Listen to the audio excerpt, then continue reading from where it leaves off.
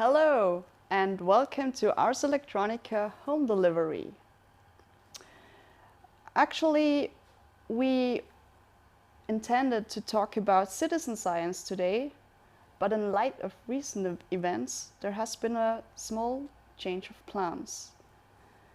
So, to us as normal citizens, it often seems that we are powerless when we want to stand up to major corporations, especially global ones. And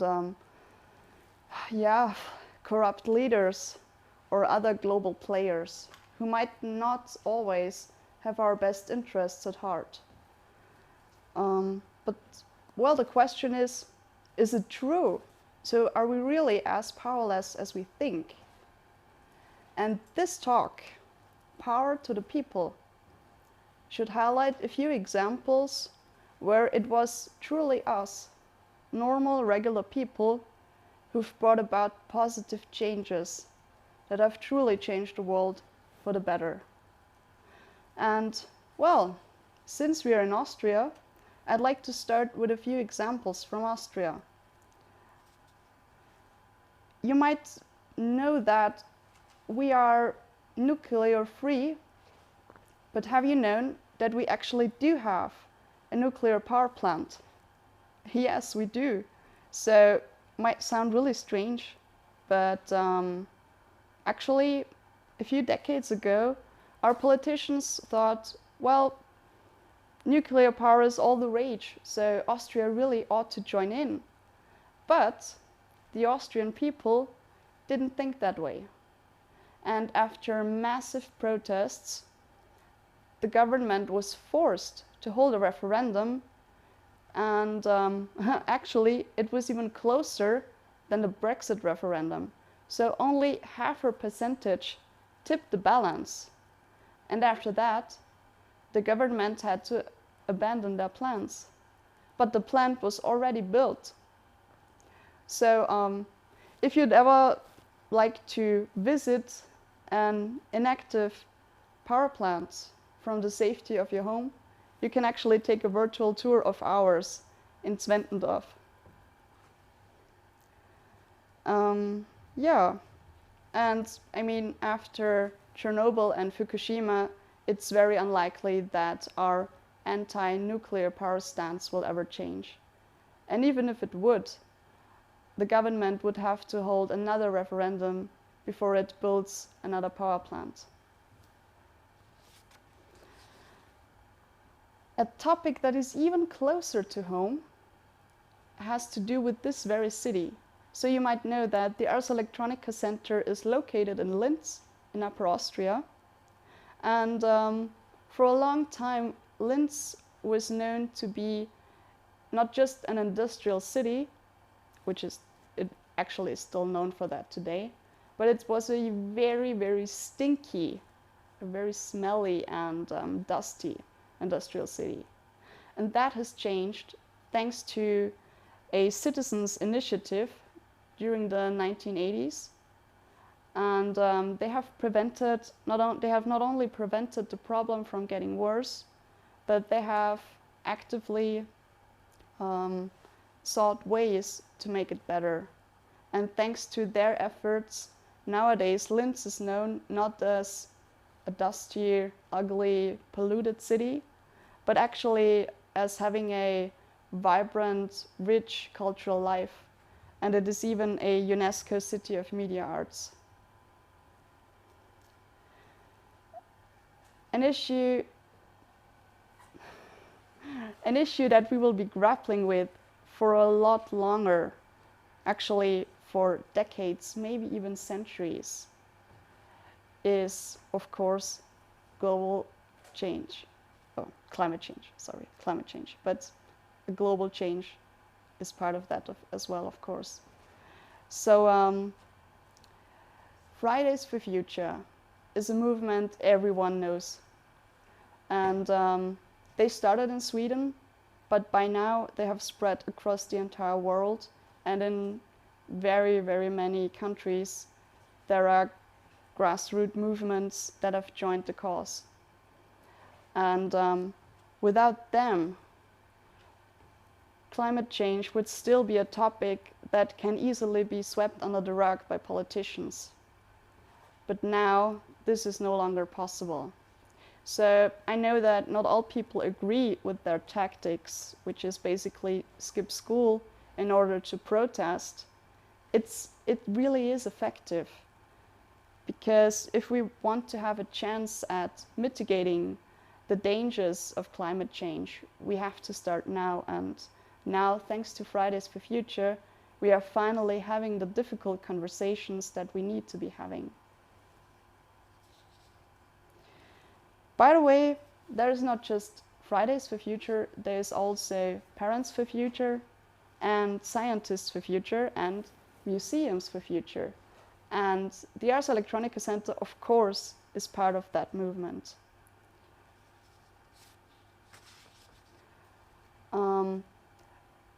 Another environmental movement, which is sort of similar to Fridays for Future but takes a more aggressive stance, is Extinction Rebellion. And they are an example of, as I've said, a more, not necessarily more aggressive, but let's just say they're really not shy. They're not shy to occupy busy places, to disturb traffic, to interrupt traffic, and to really get on people's nerves. So a lot of people have criticized the movement, but considering how big a challenge climate change is, it might indeed be necessary to take drastic actions. So there's certainly value in that. And by the way, if you ever happen to come to Linz, and of course visit our amazing museum, our current our current exhibition, Navigating the Future, takes a close look at climate change. So for instance, here in the Citizen Lab, you can see a lot of great ideas on how to tackle the problem. So here is the global part, and here are more ideas for local areas.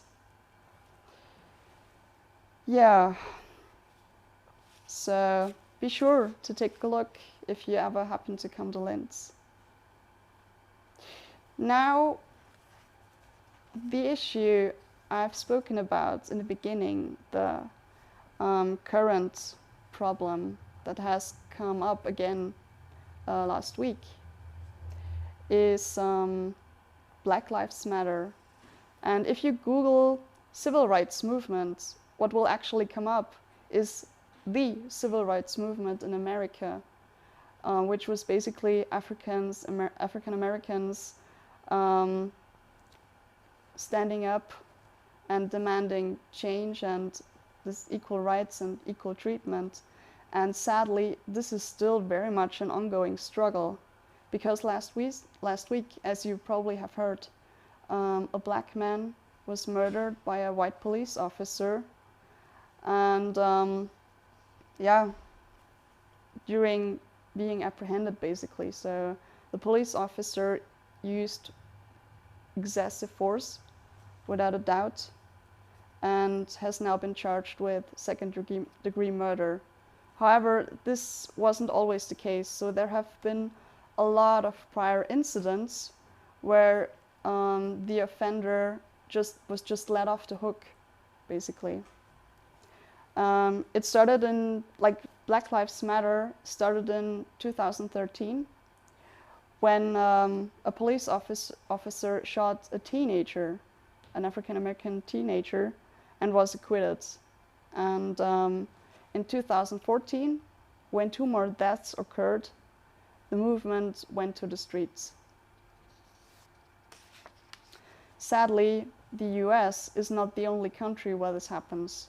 So you might think that, yeah, well, I mean, America, they're crazy about weapons. It's no wonder this is happening. But sadly, it's really not just America. It also happens here in Europe and even here in Austria. So yeah, 20 years ago, a Nigerian asylum seeker by the name of Marcus Omofuma was killed during while being deported, and a lot of other people have spoken up from all across Europe, talking about their experiences with racism and everyday unfair treatment at the hands of police officers, but also regular people.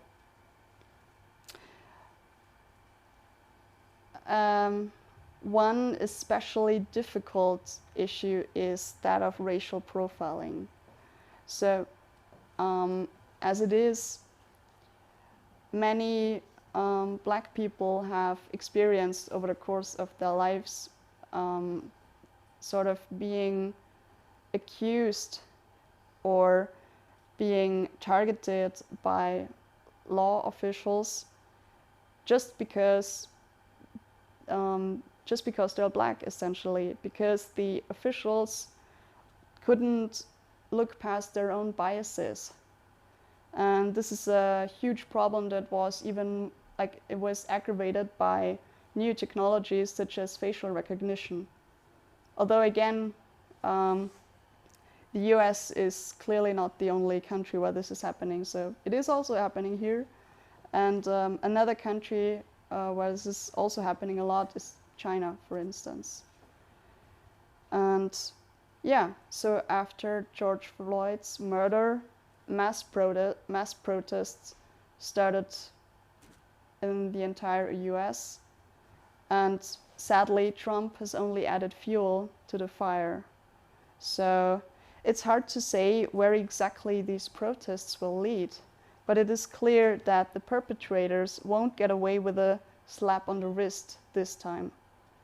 And also politicians won't get away with the usual platitudes and thoughts and prayers and similar exclamations. So in the end, history shows us that it is regular, normal people just like you and me who have basically distinguished themselves by being courageous and dedicated, but didn't have endless resources or a guarantee for success. So many rights we enjoy today, we only have because people in the past fought for them, like workers' rights and women's rights. And it shows that ordinary people can bring about change. So if we come together and find solutions, we can accomplish great things together.